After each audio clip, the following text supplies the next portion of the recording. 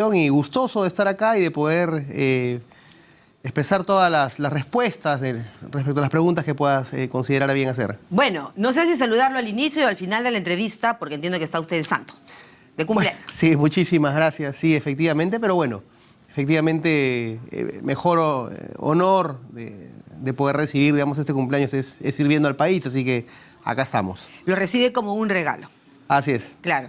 Y, por supuesto, para nosotros es muy importante tocar, ¿no?, los diversos temas, sobre todo, ministro Salas, porque usted es un ministro políticamente hablando, digamos, bastante activo, ¿no es cierto? Es un ministro de Cultura. Empecemos quizá por los temas sectoriales. CUELAC, por ejemplo, tiene una especie ya de cronograma de actividades, de trabajo para la recuperación tras lo que pasó con la zona perimétrica. Muchas gracias por tu pregunta. Efectivamente, hace 2 semanas aproximadamente, hace 2 miércoles, en Consejo de Ministros aprobamos la declaratoria de emergencia de CUELAC y esto nos ha permitido hacer todos los procedimientos administrativos de adquisiciones en contrataciones públicas para poder adquirir ya las mallas y los apuntalamientos de todas aquellas zonas que estaban debilitadas, producto del derrumbe y, por supuesto, hacer la limpieza que corresponde. CUELAC necesita un trabajo integral.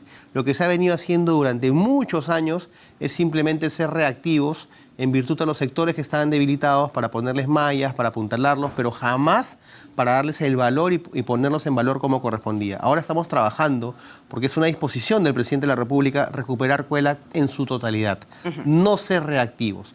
Recuperar CUELAC en su totalidad, hay un estimado que se está haciendo porque se tienen que trabajar todos los estudios correspondientes, que, digamos, ascendería a un costo de 90 millones de soles. Entonces es, creo yo, un legado que este gobierno tiene que dejarle al país para poner en valor a CUELAC. La noticia, sin duda, fue lo que pasó con la zona perimétrica y el muro y toda la parte que se desmoronó y todo aquello.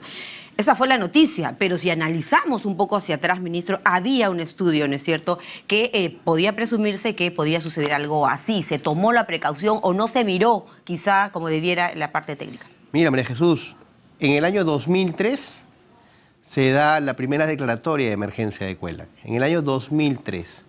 Por supuesto que lo que encontramos y lo que hemos encontrado en CUELAC es una absoluta desidia, un absoluto abandono respecto de quienes han tenido en sus manos la oportunidad de poder prevenir que esta situación no suceda. Sin embargo, ya sucedió y nosotros asumimos los activos y asumimos también los pasivos. Y en estos momentos el objetivo claro es recuperar CUELAC.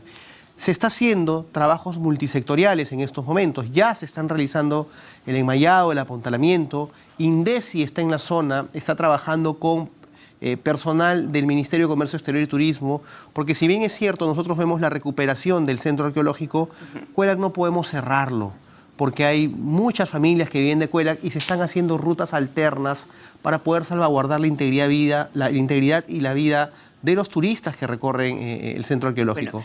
Bueno, lo que nos interesa saber es, por ejemplo, ministro, recordemos que yo hablé en aquel momento con el presidente de Canatur, ¿no?, y él decía, se estaría un poco descuidando, quizá Cusco tiene un tema ahí con Machu Picchu, Chan Chan tiene otro punto. A lo que quiero llegar es cuánto el ministro de Cultura está viendo los temas sectoriales, los temas de su sector. Pero por supuesto, no es algo que lo vemos y lo vemos de manera constante y permanente. Es más, a raíz de lo que ha sucedido con CUELAC, estamos haciendo un estudio integral a nivel nacional de todos aquellos centros arqueológicos que requieran mayor atención y, ¿por qué no?, también declararlos en emergencia. Recordemos que nuestro país tiene 23.000 centros arqueológicos identificados a lo largo y ancho del país. Por lo tanto, que tenemos que empezar a recuperarlos y ponerlos en valor. Los especialistas nos dicen que nuestro país tendría 100.000 centros arqueológicos. Mira cuánto nos falta aún por descubrir. Esa riqueza cultural no podemos dejarla de lado. Así que estamos trabajando un documento que seguramente será una resolución ministerial en la cual detallaremos otros centros arqueológicos que a lo largo del tiempo han sido dejados de lado y que tenemos que empezar a recuperar. El presupuesto está garantizado, se tiene a los técnicos, a los expertos. Se preocupa Alejandro Salas directamente por los temas sensibles de su sector. Recordemos que esto va de la mano del turismo. Completamente, por supuesto. Claro que sí. Mira, estamos haciendo un trabajo absolutamente responsable. Se van a necesitar partidas adicionales para poder recuperar no solamente CUELAC, sino otros centros arqueológicos. Existe una demanda a nivel nacional de muchas regiones que quieren constituirse en unidades ejecutoras para poder ellos mismos, desde sus regiones, poder trabajar directamente todo lo que es la conservación, el preservar los centros arqueológicos y por supuesto el mantenerlos y no depender necesariamente del centralismo de Lima. Recordemos algo, el Ministerio de Cultura, y es muy importante la pregunta que haces, tiene un presupuesto de 588 millones de soles, de los cuales el 20% son recursos directamente recaudados que provienen de Machu Picchu. El otro 10% proviene de otros centros arqueológicos. O sea, el 30% del presupuesto del Ministerio de Cultura proviene de los recursos directamente recaudados de lo que es justamente el turismo. Entonces, tenemos que ampliar y hacer con una puesta en valor de nuestros centros arqueológicos que esta recaudación sea mejor, pero ampliarla a otros centros arqueológicos que de repente no tienen mucha importancia, darles el valor que la cultura y la historia de nuestro país le ha dado. Que es rica. Es rica, es milenaria, es una especie, tenemos, no se equivocó en el sentido de decir Raimondi, quizá el Perú es un mendigo sentado en un banco de oro, ¿no es cierto? ¿Cuánto vamos a poder, ministro, tener la visión de que esa cultura, el turismo, nos saque de los niveles de brecha, por ejemplo, que tenemos de pobreza o sobre todo de desigualdad, que por supuesto llevaría a combatir el centralismo asfixiante que tenemos en nuestro país históricamente? Por supuesto, yo soy un convencido que la riqueza más grande que tiene nuestro Perú es su gente y su cultura. Yo creo que cada región del país podría tener, entre comillas, ¿no es cierto?, su propio Machu Picchu. ¡Ah, qué maravilla! Eso suena extraordinariamente bien, ministro, porque recordemos que Machu Picchu es la parte medular en la región Cusco que conlleva el turismo, que conlleva la economía. Podría dar la impresión que el ministro de Cultura, que está metido ahora en sus temas, muchas veces necesita, es así, se lo pregunto, necesita apagar incendios políticos, necesita estar de vocero del gobierno, del Ejecutivo, por ejemplo, en temas tan sensibles como las investigaciones que involucran incluso al presidente de la República, los dichos recientes de Carelín, por ejemplo. ¿Qué importancia tiene para el Ejecutivo, para usted? ¿Podría hacer que este tipo de situaciones o respuestas que usted da a la prensa haga que descuide su sector? En lo absoluto. El sector lo encontré con un 3% de ejecución presupuestal. Hoy en día estamos con un nivel de ejecución presupuestal que supera el 19%. El Ministerio de Cultura se está moviendo en virtud a lo que requiere y lo que necesita. Hemos lanzado todo lo que son los estímulos para el arte y nuestras industrias culturales con un presupuesto de 30 millones de soles para que nuestros artistas puedan postularse en ello. Hemos creado el sello Cultura es Desarrollo a nivel de la región Junín para que esto se pueda promover a nivel nacional. Hemos trabajado con CEPLAN que la población afroperuana sea considerada pueblo afroperuano porque ellos quieren ser considerados pueblo afroperuano. Hemos creado el mapa geoétnico de la población y del pueblo afroperuano. Estamos trabajando con todo lo que es el campo de la interculturalidad, el tema de las vacunas a nivel nacional. En realidad, no descuidamos el sector bajo ninguna circunstancia. Quien te habla es gestor público y la responsabilidad de asumir un cargo público te implica el hecho de poder cumplir los objetivos. Sin embargo, como articuladores políticos, por supuesto que estamos adelante cuando se trata de defender la democracia y la estabilidad jurídica del país. Es parte de usted, evidentemente, parte central también del Ejecutivo. Está en el nivel alto del Ejecutivo, como es precisamente integrar el Consejo de Ministros. Sin embargo, el tema político está muy sensible, ¿no? Hay cada semana información. Le planteaba lo de la señora Carelín López en tanto esta investigación que involucra al presidente de la República. ¿Qué opinan desde el Ejecutivo? Ayer señalaba que si hablaba Bruno Pacheco podría tambalear verdaderamente la situación de la persona que ejerce la primera magistratura del país. Mira, la señora Carelín López ha cometido, bajo mi punto de vista, y es una opinión por supuesto personal, y ya que me la preguntas, un grave error. Porque si ella está aspirando a ser colaboradora eficaz, bueno, la hemos visto todo este fin de semana paseándose por diversos medios de comunicación ya como una líder de opinión, hablando hasta con autoridad. Yo creo que se están confundiendo las cosas y nos estamos confundiendo. Esta señora que tiene que rendirle cuentas a la justicia, lo que está tratando de hacer es desestabilizar al gobierno con declaraciones absolutamente irresponsables y que finalmente estoy totalmente seguro que toda su aspiración a colaboración eficaz va a quedar en nada.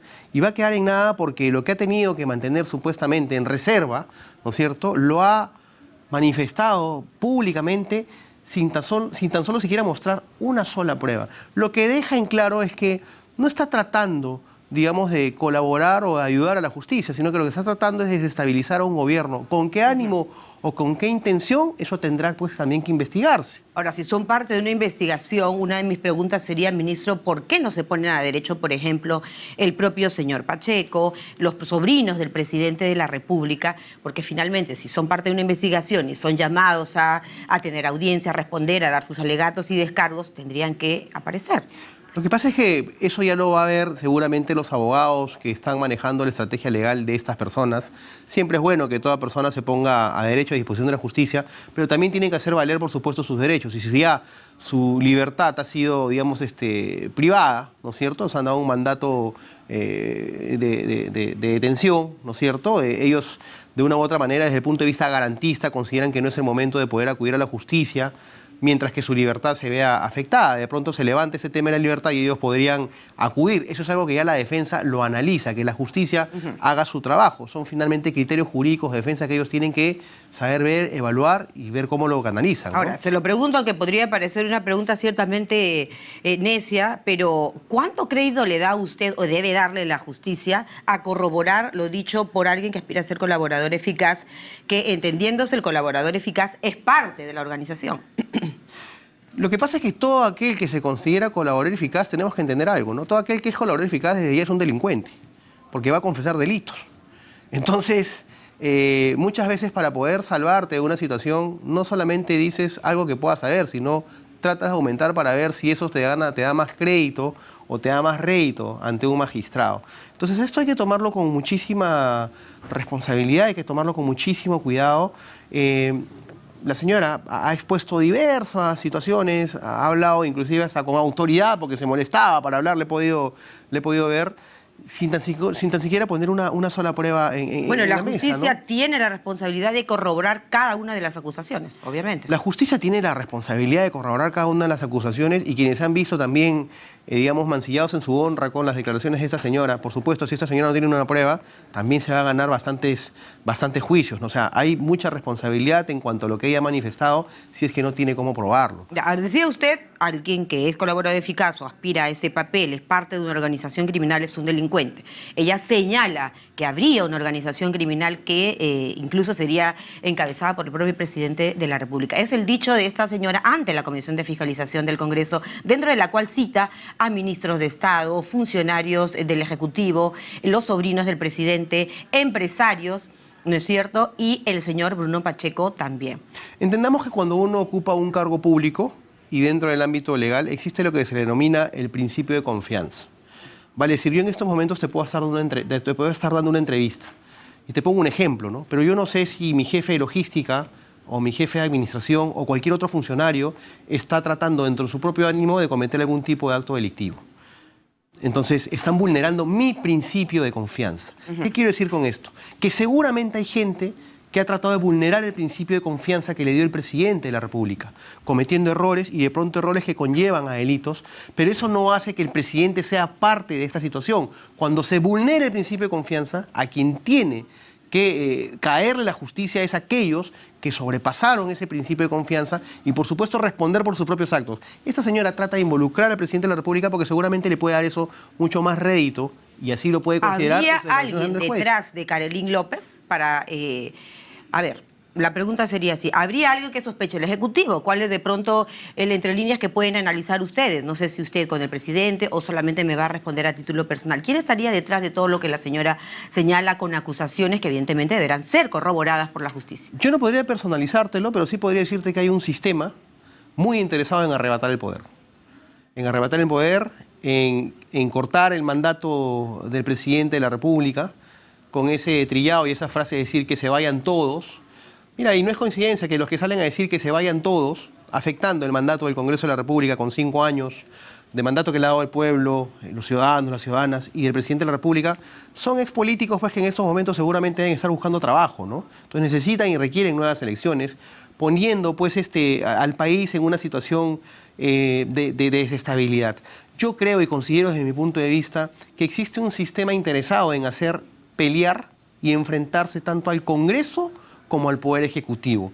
Es un sistema que está metido en el medio de ambos poderes con la intención de que estos poderes paren y vivan enfrentados. ¿El Congreso sería una de esas instancias? Esta semana se ha citado, por ejemplo, al presidente del Consejo de Ministros a fiscalización, también me parece el 4 de mayo. El Congreso hace su trabajo. El Congreso, dentro de la independencia de poderes, puede citar a cada uno de los ministros para que estos puedan responder. Yo creo que eso es válido porque está en la Constitución política y es parte del control, del trabajo de control y fiscalización que tiene el Congreso. Lo que quiero decirte es que este sistema interesado en hacer enfrentarse al Congreso y al Poder Ejecutivo, es un sistema que por supuesto utiliza a algunos congresistas seguramente para que este enfrentamiento pueda calar o pueda prender, ¿no? Utiliza a algunos congresistas, Sí. señala usted.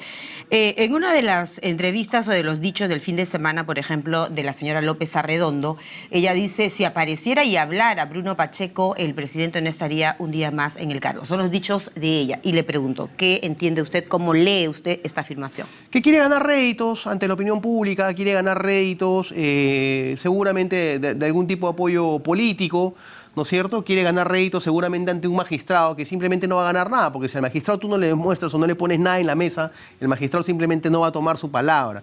Entonces, algo está buscando, algún interés, por supuesto, muy fuerte ahí detrás de ella. Y acá el tema es claro, ¿no? O sea, que pruebe lo que dice.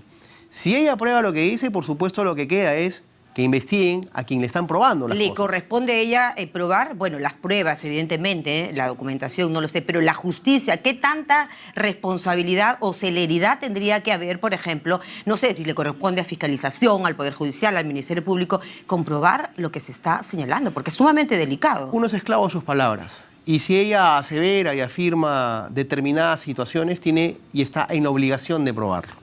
Y por supuesto estas pruebas, una vez que las presente, si es que las presenta, el juez tiene que analizarlas y ver la calidad probatoria de lo que está presentando. Recordemos, fíjese, el ministro de Cultura, Alejandro Salas, que se ha acusado incluso en el país a la fiscal de la Nación de blindar al presidente de la República en investigaciones. Recordemos que es un mandatario en funciones, en todo caso.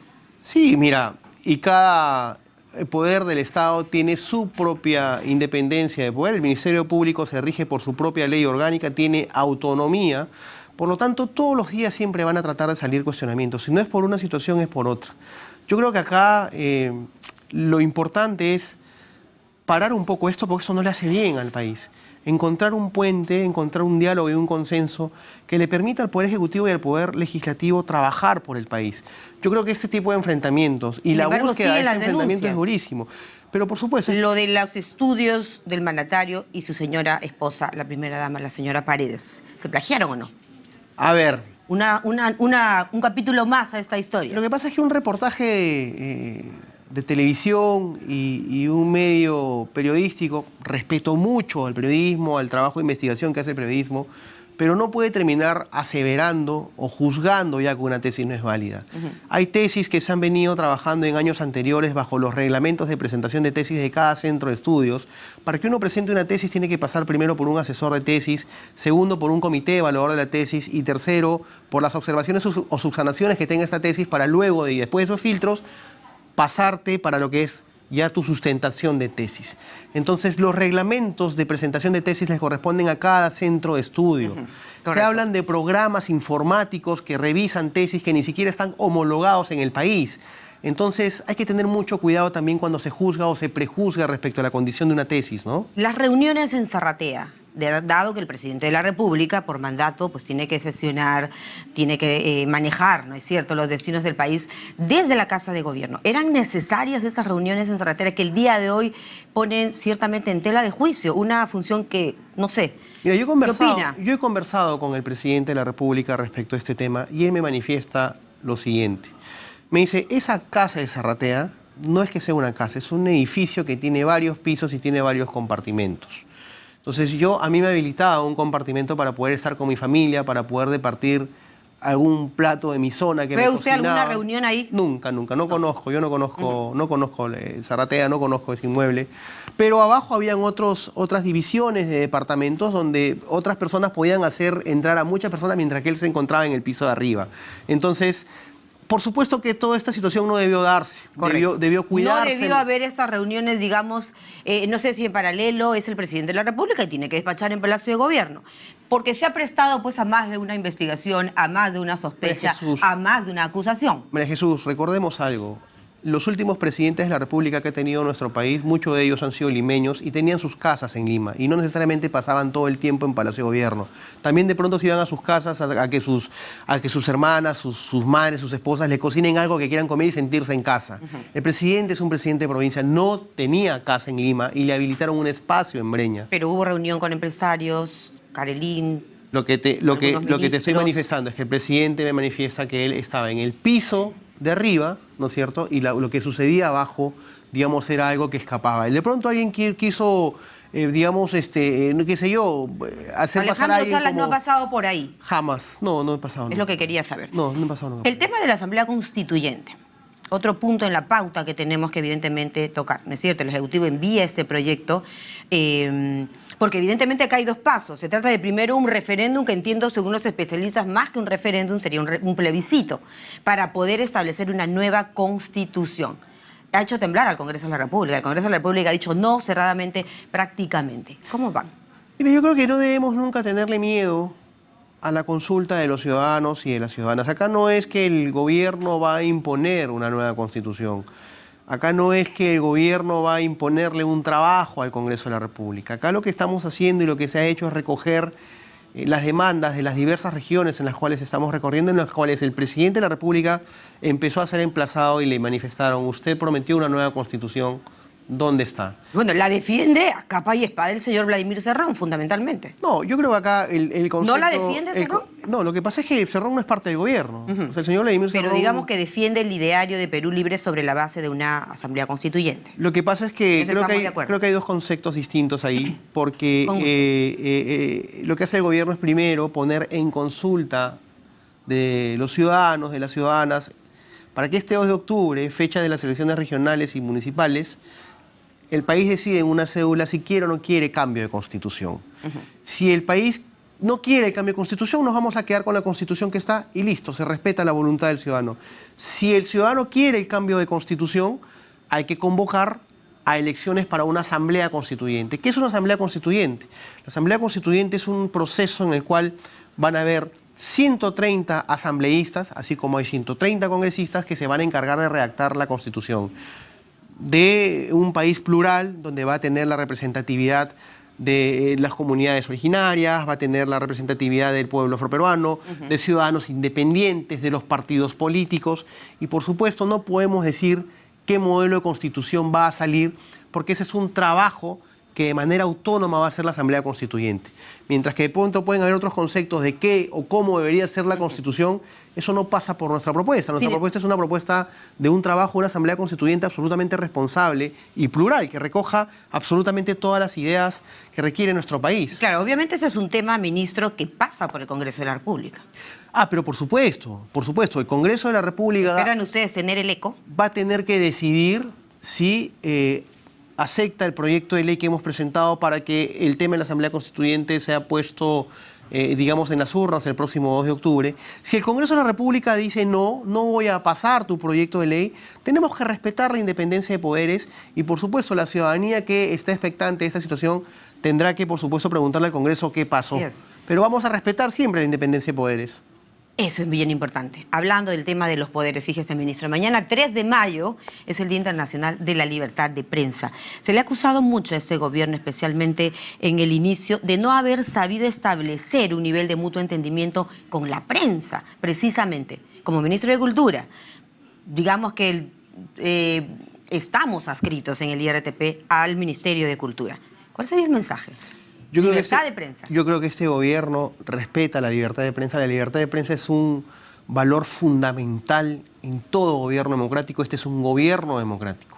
Más bien yo diría que este gobierno respeta tanto la libertad de prensa que hay medios periodísticos y canales de televisión que sobrepasan la libertad de prensa en un país donde constitucionalmente no está permitido el abuso del derecho, donde el informar es insultar, donde el informar es difamar y son algunos medios de comunicación. Sin embargo, hasta sobre la base de ello, los vemos que todos los días siguen haciendo sus programas con insultos, con mentiras, atacando al gobierno. Por lo tanto, yo creo que mayor prueba de la libertad de prensa en el país no hay. Y sobre todo la garantía de que se respeta, ¿no es cierto?, la libertad de expresión, la libertad de pensar diferente. Le pregunto esto, ministro, si usted ha podido, por ejemplo, ¿no?, conversar con el presidente de la República y decirle: presidente, no debemos enrejar las zonas a donde usted va a asistir. Hay que darle la apertura a que la prensa pregunte. Evidentemente, no se debe dar pase a la falta de respeto, a las preguntas malcriadas o las preguntas altisonantes. Estamos de acuerdo. Sin embargo, a lo que voy es si ha podido usted, por ejemplo, como parte del Ejecutivo, dar su punto de vista en aras de ampliar y que se sienta este derecho en el país. Bueno, Jesús, mira, y lo conversábamos justamente antes del inicio de la entrevista, nosotros como ministros somos también voceros del gobierno, porque estamos autorizados para hablar de coyuntura política.